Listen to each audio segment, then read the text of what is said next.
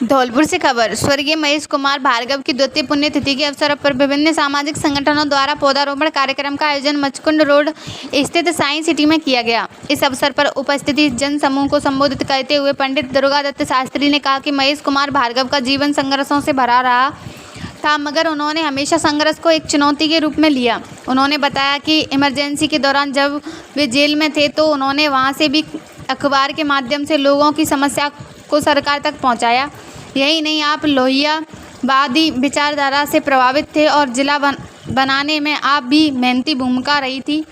इस अवसर पर नागरिक मंच के अध्यक्ष हरप्रसाद गुप्ता ने कहा कि सर्वोच्च न्यायालय के 3 PIL के माध्यम से धौलपुर की समस्या का समाधान कराने में स्वर्गीय महेश कुमार भार्गव की मेहनती भूमिका रही थी। आप धौलपुर की समस्याओं को पुरजोर तरीके से उठाते हैं और एक अच्छे समाज सेवी के रूप में हमेशा लोगों के काम आते थे।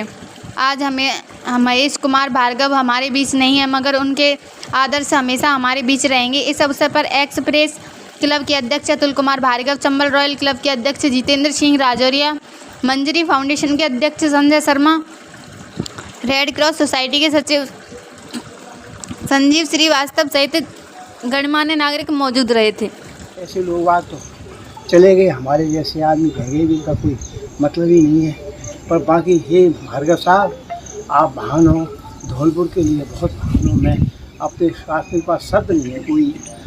इनकी वजह से कितनी कामयाबी मिली धौलपुर को, वो तो इनके संग के लोग वाली बता सकते। इनने वृद्ध लोगों का एक क्लब बनाया है, उसमें वकील और वगैरह सब लोग वहाँ थे। जब बर्थडे होती थी तो सब लोग उसके घर पे जाकर उसको माला। अभी उपस्थित मेरे साथियों, आज द्वितीय वर्षगांठ भार्गव साहब है, उसकी यादें अमर रह जाती हैं। आज भार्गव साहब हमारे बीच में नहीं हैं, लेकिन उनकी स्मृतियां हमारे बीच में हैं। मेरा पारिवारिक रिश्ता रहा है। जब भार्गव साहब मथुरा के अंदर किशोरी रमन डिग्री कॉलेज में पढ़ते थे, तब से मेरा उनसे परिचय हुआ। मैं बाबूजी के पास जाया करता था, बैठता था, वो कहते थे भैया महेश आ रहा है मिल लेना, फलाना कर या नरेश जी आ रहे हैं मिल लेना।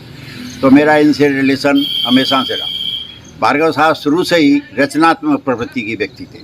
इन्होंने धौलपुर के अंदर एक अपनी आवाज़ उठाने के लिए धौलपुर टाइम्स की स्थापना की। धौलपुर टाइम्स इन्होंने अपने जो मुंशी था उसके नाम करा दिया। मुंशी जी बोले ये तो मेरे ऊपर ही चल रहा है, भार्गव साहब का व्यक्तित्व क्या है। तो उसके बाद में मुंशी जी अलग हो गए और धौलपुर गजट की स्थापना की। धौलपुर गजट सकारात्मक रूप से आज भी आप लोगों के बीच में है। जो भी ज्वलन समस्याएं हैं वो रहती हैं। आज अतुल भार्गव उनके एक बात पुत्र है। उनकी इच्छा थी कि ये इंजीनियरिंग में या मेडिकल में जाएं, लेकिन हम लोगों की इच्छा थी कि अधिवक्ता बने और धौलपुर के अंदर काम करें। आज वो साकार रूप है, ये उनके बीच में है। आज 2 नाती हैं, एक भरा पूरा परिवार। लेकिन भार्गव साहब हमेशा से जुझारू रहे। चाहे जेल की समस्या हो तो जेल गए, आंदोलन किया, राम मनोहर लोहिया से प्रभावित थे और ये उनका आदर्श राम मनोहर लोहिया थे। लोहिया के साथ उन्होंने बहुत बड़ा काम किया। संयुक्त सोशलिस्ट पार्टी की स्थापना की और बरगद के चुनाव से धौलपुर के अंदर हरिशंकर हुंडावाल को विधायक चुना। तो ये सब भार्गव साहब की बात थी। भार्गव साहब कभी थकते नहीं थे। दीवानी हो, चाहे फौजदारी हो, चाहे रेवेन्यू हो, सबके वो अधिवक्ता थे, ऑलराउंडर थे, उन्हें कोई दिक्कत नहीं थी। आज वो हमारे बीच में नहीं है, लेकिन उनकी स्मृतियाँ शेष है। धौलपुर गजट के माध्यम से उन्होंने स्वतंत्रता सेनानियों के इतिहास में धौलपुर गजट को योगदान दिया और अरविंद शर्मा जो लेखक थे उन्होंने लिखा और अपने उस पर छापा। रोज़ छपते थे, क्यों पेपर की बड़ी दिक्कत थी।